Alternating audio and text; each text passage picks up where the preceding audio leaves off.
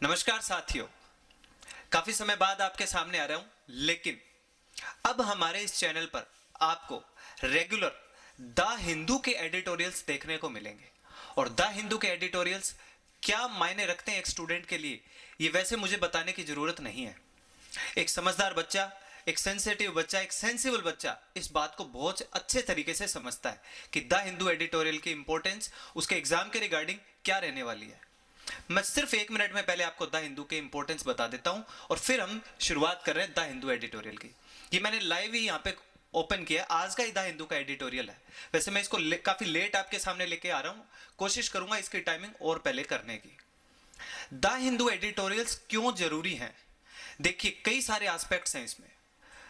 ये सिर्फ civil services के लिए इंपॉर्टेंट है क्या? पहला तो ये यही क्वेश्चन, ये बर्निंग क्वेश्चन रहता है। कई बच्चे ये समझते हैं जो एसएससी की तैयारी कर रहे हैं, बैंकिंग में है या कोई और फर्दर कॉम्पिटिटिव एग्जाम की तैयारी कर रहे हैं, वो ये समझते हैं कि ये सिर्फ सिविल सर्विस के एग्जाम के बच्चों के लिए इंपॉर्टेंट होता है। तो मेरे प्यारे साथियों, ऐसा नहीं है। द हिंदू एडिटोरियल इतना इंपॉर्टेंट है कि इससे आप एक तो करंट इश्यूज से बराबर जुड़े रहते हो। देश में क्या करंट इशू चल रहा है उससे आप रिलेट रहते हो, अपने आप को रिलेट रख पाते हो, पहली बात। दूसरी, आपकी रीडिंग एबिलिटी बढ़ती है। रीडिंग एबिलिटी को अगर मैं थोड़ा सा और एनहेंस करके आपको बताऊं तो इंग्लिश में आप चाहे कितने भी रूल्स याद कर लीजिए, अगर आप सेंटेंस को फ्रेम करना समझते हैं, अंडरस्टैंडिंग जिसे मैं कहता हूं सबसे जरूरी है जो इंग्लिश लैंग्वेज में, अंडरस्टैंडिंग आपकी इतनी बूस्ट होगी, इतनी बिल्ड होगी जिसकी आप कल्पना भी नहीं कर सकते, आप सोच भी नहीं सकते।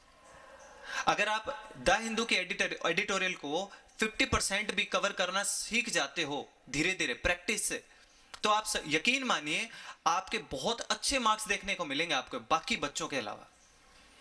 तो द हिंदू एडिटोरियल एक बहुत इंपॉर्टेंट फैक्टर और बहुत बड़ा रोल प्ले करता है। आज मैं आपके सामने द हिंदू का एडिटोरियल लेके आया और मैं आपको समझाता हूं कि इसमें कैसे थोड़े बहुत ग्रामर के पार्ट्स आप सीखते चले जाओगे और वोकैब जो कि मस्ट है आपके सिलेक्शन के लिए। तो देखिए, आज का जो हमारा द हिंदू एडिटोरियल का जो टाइटल है वो है safe session on monsoon session of parliament. Safe session का मतलब अब पार्लियामेंट में क्या होने वाली है, 14 सितंबर से 14 सितंबर से सेशन शुरू हो रहा है। उसके बारे में यहां पे बात की गई है कि इस कोविड पेंडेमिक, ये जो महामारी है, इस दौरान वहां पे कैसे कैसे सुरक्षा जो बढ़ती जाएगी, क्या क्या काम वहां पे होंगे, और एडिटोरियल अपनी ओपिनियन देगा कि वहां पे और उनको किन किन बातों के बारे में ध्यान रखना है और कौन से टॉपिक्स रेज करने हैं। समझते हैं, देखो आप। तो सबसे पहले सेफ सेशन का मतलब क्या है? सुरक्षित जो सेशन होगा। अब सुरक्षित कैसे होगा? अब आप भी समझते हैं इस कोविड के टाइम पे सारे एमपीज जो वहां पे इकट्ठा होंगे उनको किस तरीके से उनकी सुरक्षा को ध्यान में रखा जाएगा, उसके बारे में बात करता है। अब देखो, स्टार्टिंग करते हैं। उम्मीद करता हूं आपको दिखाई दे रहा होगा अच्छे से। Parliament not only needs more space during a pandemic but also more time. ये अपनी पहली लाइन है। Parliament not only but also का यहां पे यूज हुआ है। पहली बात, पार्लियामेंट जो है वो not only needs more space.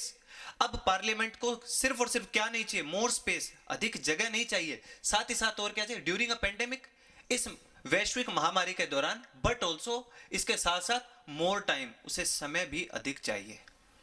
अधिक समय क्यों चाहिए? क्योंकि पेंडेमिक, इस ये जो महामारी है, वैश्विक महामारी जो आई ना, इस दौरान संसद जो हमारी पार्लियामेंट थी ये बंद रही, ठीक है, सेशंस नहीं हो पाए थे। तो अब जो आगे आने वाली जो भी जिस भी तरीके के हॉलीडेज वगैरह आएंगे ना, उनके ऊपर थोड़ी लगाम रहेगी। मतलब वो हॉलीडेज उन्हें नहीं दिए जाएंगे, क्योंकि बहुत मतलब क्या चाहिए, पार्लियामेंट के सेशंस कंटिन्यूटी में हो और जितने भी देश में जो बर्निंग क्वेश्चंस हैं उनको फटाफट से उनके ऊपर जल्दी से जल्दी सुनवाई हो, ऐसे काम किए जाने हैं। अब देखो क्या कहता है ये, the parliament session from September 14 will see many first. अब देखो आप यहाँ पे किस तरीके से यूज करता है, मैनी फर्स्ट। यहां पे इसने कहा जो पार्लियामेंट का सेशन है 14 सितंबर से 14 सितंबर से, विल सी, वो देखेगा मैनी फर्स्ट, कई सारी नई चीजें। क्योंकि जितने भी एमपीज होंगे वो भी पहली बार ऐसे किसी सिचुएशन का सामना करेंगे, तो नई नई चीजें उनको देखने को मिलेंगी जो वहां पे जाएंगे। The Lok Sabha and the Rajya Sabha. देखो बच्चों, लोकसभा और राज्यसभा दोनों के पहले आर्टिकल कौन सा अप्लाई हुआ है? द आर्टिकल अप्लाई हुआ है, क्योंकि आप इन्हें स्पेसिफाइड कर रहे हो। और जब भी किसी पर्टिकुलर नाउन को स्पेसिफाइड किया जाता है उसके पहले आर्टिकल द अप्लाई होता है, तो ये आर्टिकल द रहा। The Lok Sabha and the Rajya Sabha will alternate their sittings. वो क्या करेंगे? बदलेंगे। अल्टरनेट का यहां पे क्या मतलब है? वो बदलेंगे, फ्यूचर की बात हो रही है ना, वो बदलेंगे दियर सीटिंग्स। सीटिंग बदलेंगे नहीं उनकी। अब पहले तो वो पास पास में बैठा करते थे, अब क्या होगा, ये सीटिंग चेंज हो जाएगी उनकी, बीच में एक जगह छोड़ दी जाएगी। Will will alternate their sitting so that ताकि members can spread over both chambers. अब जो भी मेंबर्स हैं, मेंबर ऑफ पार्लियामेंट जो भी हैं, वो सारे के सारे क्या कर सकते हैं, सो दैट मेंबर्स जो सदस्य हैं कैन स्प्रेड ओवर. ये स्प्रेड ओवर यहां पर एक फ्रेजल वर्ब यूज हुई है. स्प्रेड ओवर का मतलब वो क्या हो जाएंगे, फैल जाएंगे. फैलने का मतलब यहाँ पे क्या है, थोड़ा खुल खुल के बैठेंगे. यहाँ पे फैलने का मतलब क्या है, खुल के बैठेंगे, अलग अलग थोड़ी दूरी बनाकर बैठेंगे. बोथ चैम्बर्स, दोनों चैम्बर्स में. दोनों चैम्बर्स का मतलब लोकसभा में और राज्यसभा में, दोनों जगह एक साथ सेशन चलेगा. ठीक है. टू एंश्योर, ये पक्का, ये निश्चित, सुनिश्चित करने के लिए द फिजिकल डिस्टेंसिंग, जो फिजिकल डिस्टेंसिंग की जरूरत है, नेसेसिएटेड by the covid pandemic. Covid pandemic की वजह से जिसकी सबसे ज्यादा जरूरत है, किस चीज की, सोशल डिस्टेंसिंग की, वो सबसे ज्यादा जरूरत जो है वो यहां पे बढ़ती जाएगी. तो समझता हूं ये लाइन आपके समझ में आई होगी. आगे देखो, even the visitors galleries will be occupied by the MPs. जो विजिटर गैलरीज जो होती है ना, जो जहां पे जो विजिटर भी आते हैं, जो देखने के लिए लोकसभा का, राज्यसभा का सेशन देखने के लिए जो पहले विजिटर्स आते थे, अब क्या किया जाएगा, यहां तक कि, इवन का मतलब यहां पे क्या, यहां तक कि द विजिटर गैलरीज, जो विजिटर की जो गैलरीज है ना, विल बी ऑक्यूपाइड, उनको भी क्या कर लिया जाएगा, ग्रहण कर लिया जाएगा.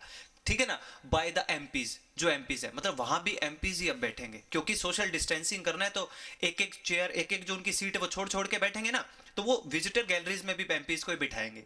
ये even the visitor galleries will be occupied, ये कौन सी formation, will be plus V third, ये क्या है, पैसिव वॉइस है. एक्टिव पैसिव पढ़े होंगे आपने, ये पैसिव वॉइस है. There will be 80 sittings without any weekend break और हॉलीडेज. देयर विल बी, होंगी, यहां क्या होंगी भी, 80 सिटिंग्स का मतलब क्या है, 18 सेशन होंगे. ठीक है ना, 18 सिटिंग्स का मतलब क्या है, 18 सेशन होंगे, विदाउट एनी वीकेंड, बिना किसी वीकेंड के, वीकेंड ब्रेक और हॉलीडे, कोई छुट्टी नहीं होगी, कोई वीकेंड ब्रेक नहीं होगा. 18, ठीक है ना, 18 सिटिंग्स होंगी यहां पे. The break between 1 PM and 3 PM. अब देखो पार्लियामेंट में क्या होता था, 1 से 3 बजे के बीच में ब्रेक हुआ करता था. अब क्या है, the break between 1 PM and 3 PM. देखो एंड आया ना, एंड के साथ जो प्रेपोजिशन लगती है वो बिटवीन लगती है. जो मेरे ऑफलाइन के जो स्टूडेंट्स हैं ना, उनको अच्छी तरीके से मैंने पढ़ाया हुआ है कि एंड जो है, एंड के साथ प्रेपोजिशन बिटवीन का कनेक्शन रहता ही है. तो बिटवीन 1 PM एंड 3 PM.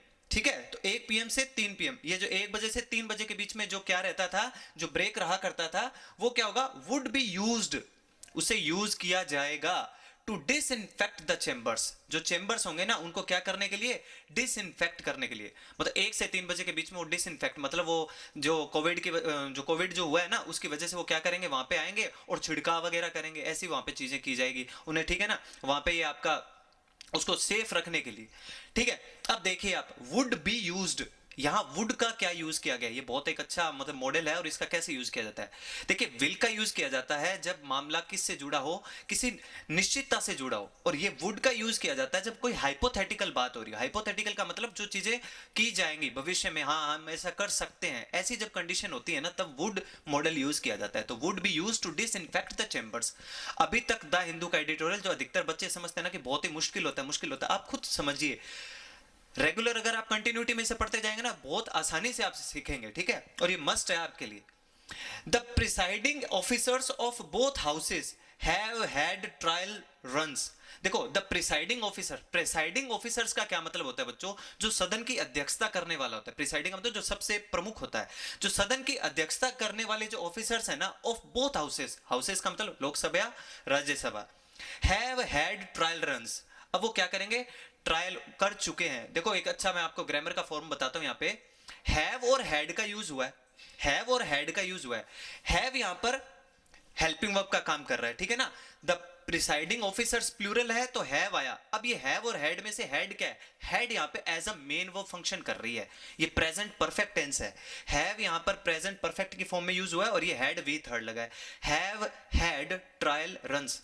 जो सदन की अध्यक्षता करने वाले जो है ना, जो ऑफिसर्स हैं, वो क्या कर चुके हैं, ट्रायल रन्स, मतलब ट्रायल करके देख चुके हैं कि सदन को किस तरीके से वो चलाएंगे. मतलब पहले से उन्होंने क्या किया है, एक ट्रायल लेके देख लिया है कि कैसे हम जो एमपीज है उनको बिठाएंगे, कैसे कार्रवाई को शुरू करेंगे, किस तरीके से सारा काम किया जाएगा. ये काम हो चुका है पहले, यूं नहीं कि एकदम से जाके सबके लिए नया होगा, वो काम करके देख चुके हैं. But it will be a tough act for them and the MPs, लेकिन इसमें कोई मतलब दो राय नहीं है कि ये उनके लिए क्या होगा, एक टफ एक्ट होगा, एक बहुत ही मुश्किल भरा काम होगा फॉर देम, उनके लिए, एंड द एमपीज, और एमपीज के लिए भी, जो मेंबर ऑफ पार्लियामेंट्स हैं उनके लिए भी, हु आर यूज टू, जो क्या है, हु आर यूज टू, जो क्या है, आदि हैं, जिनकी आदत है, किस चीज की आदत है। यहां पे देखो उसने एक अपने आप में क्या किया, एक मजाकिया तौर में एक बात कही है एडिटोरियल, जो अपनी ओपिनियन दे रहा है, वो क्या कर रहा है, देखो, हु आर यूज टू, जो कि आदत में है उनके, क्या, to huddling together and speaking aloud, huddling together. अब देखो हडलिंग का क्या मतलब होता है, भीड़ में रहने का मतलब होता है, भीड़ के अंदर रहने का आदत होती है। अब जितने भी एमपीज है ना, उनके ऊपर उसने एक तरीके से कटाक्ष किया है, क्या क्या है कि ये जितने भी एमपीज है ना, ये आपस में भीड़ में रहना पसंद करते थे, झुंड में रहना पसंद करते थे, ग्रुप में रहना पसंद करते थे, आपस में बैठ चूर के बात किया करते थे। तो ये कहता है बड़ा मुश्किल होने वाला है उनके लिए, क्यों, Who are used to huddling together, तो huddling together का मतलब एक साथ ग्रुप में रहना वो पसंद किया करते थे, इसलिए उनके लिए मुश्किल हो जाएगा। एंड स्पीकिंग अलाउड, और बड़ा जोर जोर से बोला करते थे, आपने देखा होगा काफी बार, हु अल्लाह मजा रहता था ना पार्लियामेंट में, उसके ऊपर ये एक तरीके से वो क्या कर रहा है, कटाक्ष कर रहा है। To deliberate across two chambers and keeping a safe distance from one another, यहां देखो डेलिब्रेट वर्ड आया, डेलिब्रेट का मतलब देखो यहां पे क्या होता है, एक तो डेलिब्रेट का मतलब होता है जानबूझकर, दो अर्थ है, एक तो होता है जानबूझकर डेलिब्रेट, और यहां दूसरा मीनिंग यूज हुआ है, वो होता है विचार विमर्श करना। अब वो क्या कहता है, टू डेलिब्रेट, विचार विमर्श करना, अक्रॉस टू चैम्बर्स, दोनों चैम्बर्स के बीच में जो विचार विमर्श होगा, and keeping a safe distance from one another, ये उनके लिए बहुत मुश्किल भरा काम होने वाला है, किनके लिए, एमपीज के लिए, for them and the MPs, उन एमपीज के लिए, और ये जो प्रिसाइडिंग ऑफिसर्स हैं इनके लिए, जो आपस में ग्रुप में रहना पसंद करते थे, जोर जोर से बोलना पसंद करते थे, और क्या, अपने विचार विमर्श किया करते थे, अक्रॉस टू चैम्बर्स, दोनों चैम्बर्स के बीच में, and keeping a safe distance from one another, और एक दूसरे से एक डिस्टेंस बनाए रखना, ये काफी मुश्किल भरा काम होगा, क्योंकि आदत नहीं है ना ये कुछ करने की, हम सबको भी कहां आदत थी ये सब कुछ करने के लिए, धीरे धीरे सीखना पड़ा। आगे देखिए, there will be no question hour, there will be no question hour, किसी प्रकार का कोई प्रश्न काल नहीं होगा, पॉलिटिकल साइंस का क्वेश्चन है एक तरीके से प्रश्न काल, there will be no question hour, किसी प्रकार का कोई प्रश्न काल नहीं होगा, though members can get written answers to written question, हाँ, यद्यपि मेंबर्स को, जो सदस्य होंगे, वो कैन गेट, वो प्राप्त कर सकते हैं, रिटन आंसर, लिखित में उनको उत्तर मिलेंगे, टू रिटन क्वेश्चन, जो वो क्वेश्चन लिख के देंगे ना, उनको लिखित में क्या मिल जाएंगे, आंसर मिल जाएंगे, ऐसा वो कर सकते हैं। ठीक है, आगे देखते हैं, the zero hours, zero hour क्या होता है, शून्य, शून्य काल होता है ना, जैसे संसद में, ठीक है ना, लोकसभा में, राज्यसभा में, इनमें एक शून्य काल होता है, उस शून्य काल की बात कर रहे हैं। अब यहां क्या कह रहा है, where any member can raise issues of urgent national importance, ये जीके का क्वेश्चन बनता है शून्य काल में। शून्य काल में क्या होता है, जहां कोई भी सदस्य कैन रेज, उठा सकता है, issues of urgent national importance, राष्ट्र का कोई इंपॉर्टेंट, अगर उसे महत्वपूर्ण कोई मुद्दा मिलता है, उसके सामने आता है, तो उसे उठा सकता है। Will not be an hour, will not be an, ये क्या होगा, ये एक घंटे का नहीं होगा, पहले क्या है, जीरो आवर, जो ये शून्य काल हुआ करता था ना, एक घंटे का होता होगा, लेकिन अब देखो ये कोमा यहां पे लगा है, उस कोमा के बाद ये कोमा यहां तक खत्म हुआ, तो आपने क्या पढ़ना है, the zero hour will not be an hour, यूं बनाए ये सेंटेंस, ये बीच में इसने फर्दर इंफॉर्मेशन दी है, किसके बारे में, जीरो आर के बारे में, तो जीरो आर की ये तो फर्दर इंफॉर्मेशन हुई, where any member can raise issues of urgent national importance, और फिर यहां से सेंटेंस वापस शुरू होता है, the zero hour will not be an hour, जो एक घंटे का नहीं होगा, बट ओनली 30 मिनट्स, 30 मिनट का होगा। The opposition has gone quite on these changes in parliamentary modalities after some initial objections। अब देखो, the opposition, जो विपक्षी पार्टी है, ठीक है ना, जो विपक्षी पार्टी है, उसने क्या किया, हैज गॉन, कर चुकी थी, क्वाइट ऑन दीज चेंजेस, वो क्या हो चुकी है, अब इन चेंजेस पे, इन पार्लियामेंट्री मॉडलिटीज, ये जो तौर तरीकों में बदलाव किया जा रहा है ना, पार्लियामेंट्री के मॉडलिटीज, मॉडलिटीज का मतलब क्या होता है, तौर तरीकों में जो बदलाव है, उसके बारे में यहाँ पे बात कर रहे हैं। इन तौर तरीकों में जो बदलाव है, उनके ऊपर वो क्या हो चुकी है, शांत हो चुकी है, क्वाइट का मतलब शांत हो चुकी है इन चेंजेस पे। कौन से चेंजेस, भी हम ऐसे ऐसे बिठाएंगे, एक एक को दूर करके बिठाएंगे, एमपीज में जो विजिटर गैलरी है वहां पे भी एमपीज को बिठा देंगे। शुरुआत में इन्होंने क्या किया, देखो ये बताता है, after some initial objection, initial का मतलब होता है शुरुआती, शुरुआती कुछ ऑब्जेक्शन तो किए उन्होंने, जो अपोजिशन पार्टी है उन्होंने कुछ तो ऑब्जेक्शन किए, लेकिन फिर बाद में अब वो क्या कर चुके हैं, शांत हो चुके हैं, उनको लगा कि नहीं ठीक है, सेशन को भी चलाना जरूरी है। शुरुआत में तो उन्होंने ऑब्जेक्शन किया, लेकिन अब वो मान चुके हैं। रिसेंटली, हाल ही में, the assemblies of opposition ruled states, हाल ही में कुछ असेंबलीज ऐसी हैं ऑफ ऑपोजिशन, विपक्षी पार्टी, ऐसा नहीं है कि पूरे देश में एक ही पार्टी का राज चल रहा है, कुछ ऐसे ऑपोजिशन पार्टीज हैं जो असेंबली में हैं, जिनके सदन हैं रूल्ड स्टेट, जो राज्यों पर उनका शासन है, जहां कहां, जैसे कांग्रेस की बात कर रहा है, केरला, राजस्थान, पंजाब एंड वेस्ट बंगाल, मतलब कुछ ऐसे स्टेट जहां पे बीजेपी के अलावा, भारतीय जनता पार्टी के अलावा और जो पार्टीज हैं उनका शासन है, ठीक है। वो कौन से हैं? Kerala, Rajasthan, Punjab and West Bengal. Met and none of them had a question hour, सबके सब क्या हुए? मैट का मतलब मिले, मतलब सब में सदन चला। None of them had a question hour, और किसी ने भी उनमें से क्या नहीं रखा? क्वेश्चन आर, ये जो प्रश्न काल था इसको नहीं रखा। इसके बारे में बात कर रहे हैं, आगे देखते हैं। The executive branch has expanded its power globally। अब देखो यहाँ पे क्या बात कर रहा है, एग्जीक्यूटिव ब्रांच, ये कौन सी एग्जीक्यूटिव ब्रांच के बारे में बात कर रहा है? ये क्या बात कर रहा है? कार्यपालिका के बारे में। जो एग्जीक्यूटिव ब्रांच है, जो कार्यपालिका है, हैज एक्सपेंडेड, वो बढ़ा चुकी है, ठीक है ना, present perfect, it's power globally. Globally का मतलब वो वैश्विक स्तर पर अपनी क्या कर चुकी है? ताकत को बढ़ा चुकी है। In the wake of the pandemic, ठीक है ना, इन द वेक ऑफ का मतलब होता है के वजह से, के कारण से, ठीक है ना, नोट डाउन रखना एसएससी के बच्चे तो, specially in the wake of, की वजह से, के कारण से। जो एग्जीक्यूटिव ब्रांच है, जो कार्यपालिका है, सबसे मेन एग्जीक्यूटिव ब्रांच कौन सी है? कार्यपालिका के बारे में बात कर रहे हैं हम, लोकसभा, राज्यसभा, ये कार्यपालिका होती है। वो बढ़ा चुकी है अपनी ताकत को ग्लोबली मतलब वैश्विक तौर पे, इन द वेक ऑफ, के कारण से, ऑफ द पेंडेमिक, इस वैश्विक महामारी के कारण से, एंड नॉट रेयरली। अब देखो यहाँ पे एक बहुत ही अच्छी बात आई है, रेयरली एक नेगेटिव वर्ड है, रेयरली एक नेगेटिव एडवर्ब है, और इसके साथ एक दूसरा नोट और लगाया इसने, ये डबल नेगेटिव बन गया। तो ग्रामर में जब सेंटेंस डबल नेगेटिव हो जाता है ना, तो वो पॉजिटिव का सेंस देता है, पॉजिटिव का क्या देता है? सेंस देने लग जाता है। अब देखो यहाँ पे क्या बना, उसने कहा and not rarely using it as a fact for aggrandisement, ये फुल स्टॉप आ गया यहाँ पे। अब देखो ये सेंटेंस कैसे बना दिया इसने, ध्यान से देखना, यहाँ पे 3 मीनिंग आए अपने पास, एंड नॉट रेयरली। अब यहाँ क्या बनाएगा ये, और वाकई में ऐसा नहीं है, यूजिंग इट, वो इसको ऐसा यूज कर रहे हैं कि ऐसा नहीं होना चाहिए। क्या नहीं होना चाहिए? कि उन्होंने क्या किया है, ये जो कोरोना की वैश्विक महामारी आई है ना, इसको उन्होंने एक ताकत के तौर पे देखा या नहीं देखा, इसको उन्होंने अपनी ताकत को बढ़ाया है नहीं बढ़ाया। यूजिंग इट, इसका उन्होंने यूज किया है या नहीं किया, एज ए फैक्ट, फैक्ट का मतलब होता है मुखौटा, चेहरा, ठीक है ना, उन्होंने एक मुखौटे के तौर पे, फॉर एग्रेंडाइजमेंट, एग्रेंडाइजमेंट का देखो यहाँ पे क्या किस तरीके से मीनिंग निकल के आएगा, मतलब अपना महत्व दिखाने के लिए, कि कहीं ना कहीं इस एग्जीक्यूटिव ब्रांच ने, कार्यपालिका ने अपना महत्व दिखाने की कहीं प्रयास तो नहीं किया है, एक मुखौटा पहन लिया अपने चेहरे के ऊपर और अपना महत्व दिखाने का प्रयास तो नहीं किया। क्या, किस दौरान? इस वैश्विक महामारी के दौरान, ये बताना चाहता है यहाँ पे। आगे देखिए, the attenuation of parliament overshadowed by a strong executive has been a concern in India even before the pandemic।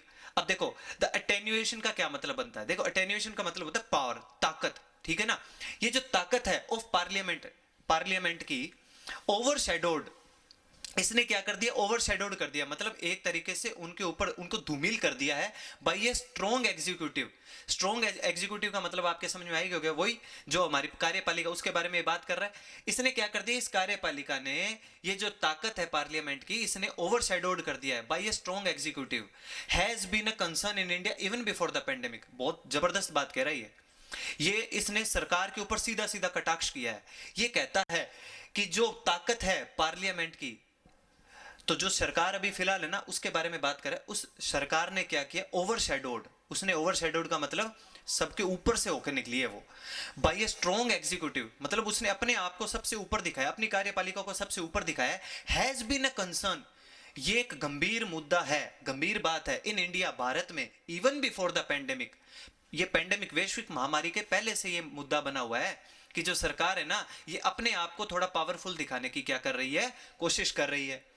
In ensuring executive accountability and voicing people's concern, ये सुनिश्चित करने में कि एग्जीक्यूटिव अकाउंटेबिलिटी का मतलब यहां पे क्या निकल के आ रहा है कि जो एग्जीक्यूटिव अकाउंटेबिलिटी है, जो कार्यपालिका की जो मतलब जो उनकी अकाउंटेबिलिटी बनती है ना, किसी के प्रति जवाबदेही बनती है, अकाउंटेबिलिटी का मतलब क्या है? जवाबदेही जो बनती है, एंड वॉइसिंग, और आवाज, पीपल्स कंसर्न, लोगों के मुद्दों की, लोगों की जो बातें हैं, लोगों के जो दुख दर्द हैं, लोगों के जो पर्टिकुलर जो उनके मसले हैं, उनकी आवाज को क्या करना चाहिए, इंश्योर करना चाहिए, but parliament's role was found wanting.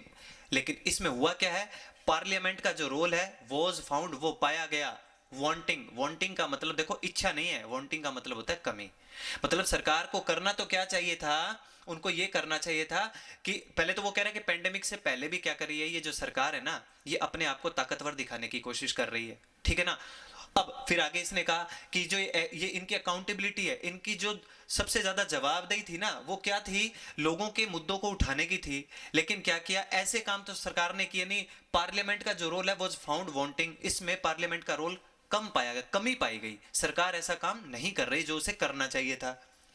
In law making और कानून निर्माण में भी, लॉ मेकिंग का मतलब क्या है, कानून निर्माण में, इट वॉज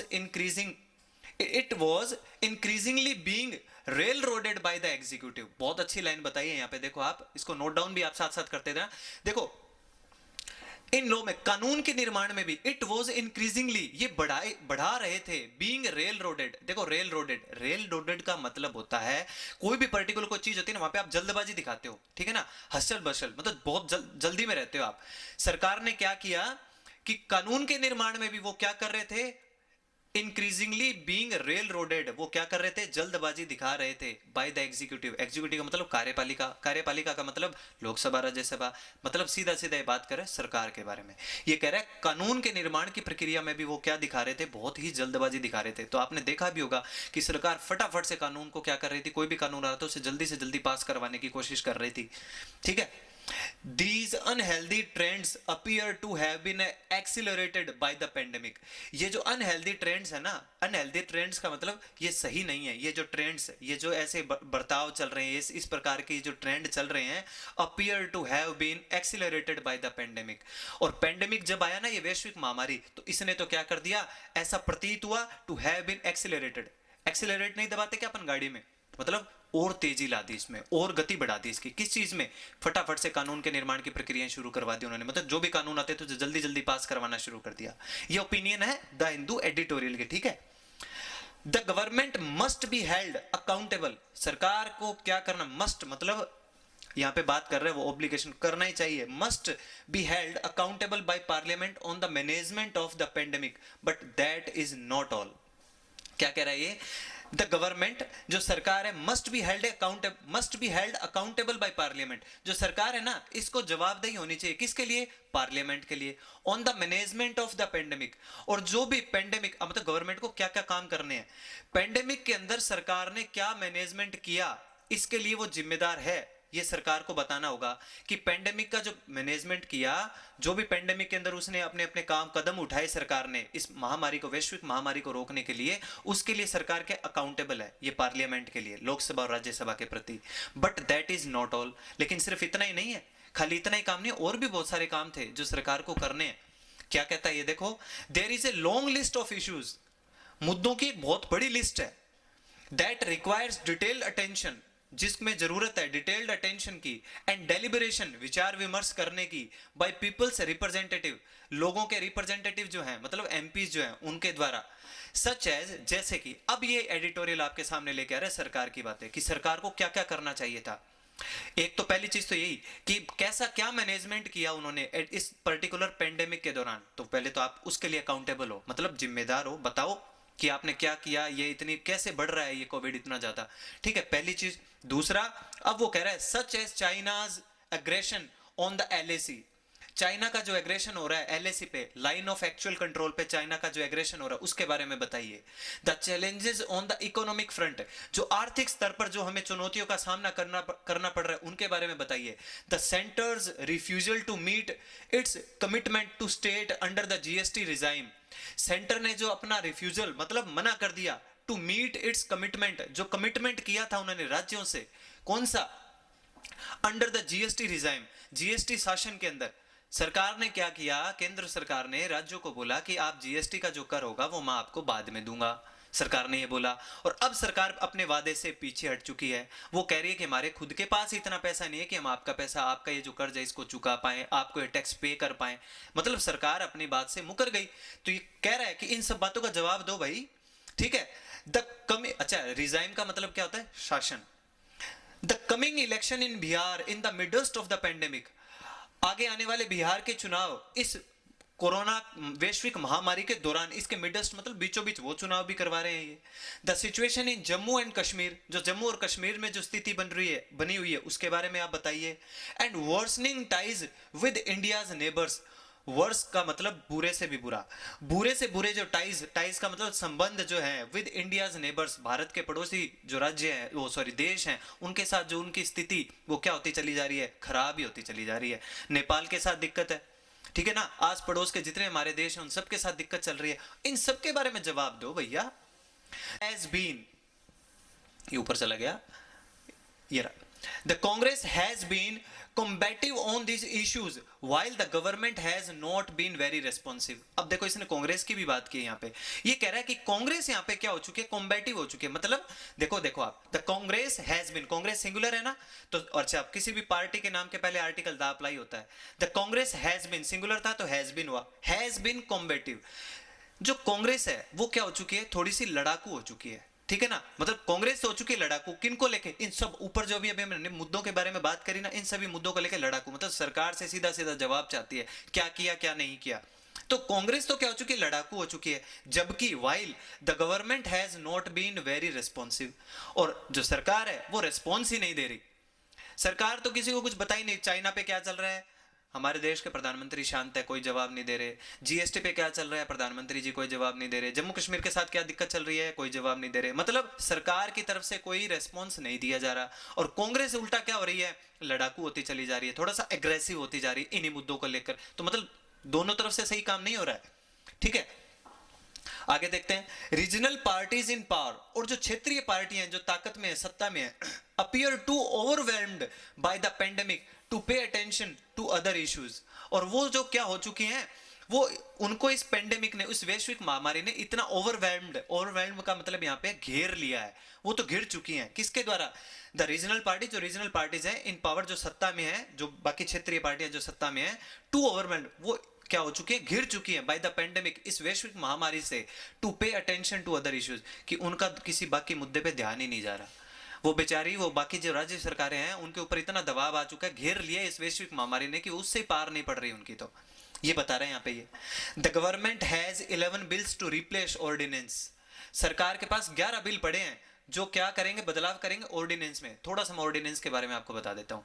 कई बार कुछ बिल ऐसे होते हैं जिनमें देखो, वैसे तो लोकसभा राज्यसभा में अलग अलग तरीके से कोई बिल पास होता है तब वो कानून का रूप लेता है, लेकिन कई बार जरूरत पड़ जाती है कि आप लोकसभा और राज्यसभा में उस बिल को नहीं लेके आ सकते और आपको तुरंत वो बिल पास करवाना होता है, मतलब सरकार के सामने, देश के सामने लाना होता है। तो आप क्या करते हो, राष्ट्रपति से उनके हस्ताक्षर से वो बिल बन जाता है, कानून बन जाता है। लेकिन 6 महीने के अंदर अंदर आपने लोकसभा राज्यसभा से उसे पारित करवाना होता है, पास करवाना होता है।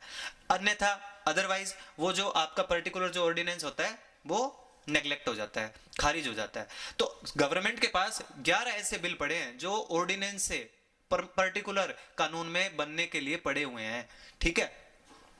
द बिल, अब उनमें से किसी की बात करेगा ये, the bill to replace taxation and other laws, एक बिल है कोई रिप्लेस करेगा टैक्स के और अदर जो कानून है उनको, रिलैक्सेशन ऑफ सर्टेन प्रोविजन, जो और प्रावधान है उनके अंदर थोड़ा रिलैक्सेशन देने का, रिलैक्सेशन का मतलब थोड़ी छूट देने का ऑर्डिनेंस। अब देखो ये ब्रैकेट में तो इसने फर्दर इंफॉर्मेशन दी। अब देखो ये क्या कहेगा, the bill to replace taxation and other laws which, ये कोमा से इधर इधर का जो मसला है ना ये अलग है, ये यहां से जुड़ेगा सेंटेंस। तो the bill to replace taxation and other laws which will seek to amend the income tax act to enable 100% deduction to donations made to the PM cares fund is a controversial one।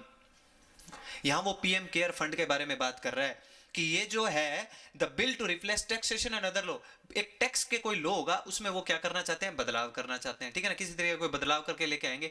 तो वो क्या चाहते हैं, देखो seek का मतलब होता है चाहना, अमेंड का मतलब क्या होता है, बदलाव, अमेंडमेंट होता है ना कोई बदलाव।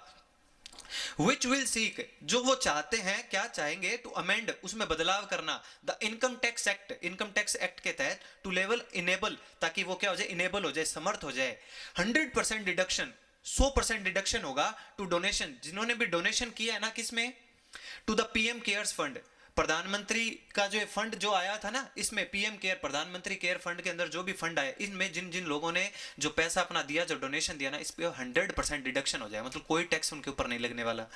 Is a controversial one among them, कई सारे बिल है ना, तो ये कहता है इज ए कंट्रोवर्शियल, वो एक कंट्रोवर्शियल है, वन अमंग देम, उन सब के अंदर, उन सब में एक ये सबसे ज्यादा कंट्रोवर्शियल है। मतलब सरकार से लोग पूछ रहे हैं कि भाई साहब 100% जो डिडक्शन आप कर रहे हो टैक्स में, ये क्यों, या इसके पीछे क्या आपका लॉजिक है, क्या पूरा का पूरा आपका फंडा है, वो बताइए, क्लियर कीजिए उसको।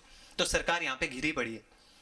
The opposition and the government, जो विपक्षी पार्टी है, एंड द गवर्नमेंट और सरकार, मस्ट वर्क टुगेदर, उनको मस्ट काम करना ही चाहिए टुगेदर, एक साथ, to turn the session into an opportunity. इस सेशन को, ये जो अब सेशन 14 सितंबर से शुरू होगा संसद का, इसको अपॉर्चुनिटी में, एक अवसर में बदलने की जरूरत है। टू शेयर व्यूज, ताकि वो अपने एक दूसरे के व्यू, जो भी वो क्या समझते हैं, सोचते हैं, ठीक है ना, देश का भविष्य के, बेहतर भविष्य के बारे में, उनको शेयर करें ऑन ऑल द क्वेश्चंस, सभी प्रश्नों पे। एंड प्रेजेंट यूनाइटेड, और क्या प्रेजेंट करे, क्या प्रस्तुत करे, एक यूनाइटेड, एक संगठित reassuring front before the country, देश के सामने एक फ्रंट का मतलब बिल्कुल सामने एक ऐसी चीज लेके आए, एक रीअश्योरिंग, मतलब लोगों को वापस से आप आश्वस्त करो, पुनः आश्वस्त करो कि नहीं भैया, ये देश जो है वो सही ट्रैक पे चल रहा है। तो ये था आज का हमारा एडिटोरियल। मैंने आपको आसान भाषा में कुछ समझाने की कोशिश की है। ऐसे ही मैं अब आपको एडिटोरियल की सीरीज है, जो अब हमारे इस चैनल पे आपको एडिटोरियल्स रेगुलर देखने को मिलेंगे, और एडिटोरियल्स आपके लिए बहुत ही मस्ट है, सीखना, पढ़ना और अंडरस्टैंडिंग के लिहाज से। तो उम्मीद करता हूं आपको सब कुछ समझ में आया होगा। वर्ड्स आपको नीचे जो भी जितने भी वर्ड्स हैं वो आपने नोट डाउन कर लेना है, इसको तैयार कर लेना है। तो मिलते हैं अगले वीडियो में, तब तक के लिए घर पे रहिए, सुरक्षित रहिए, धन्यवाद।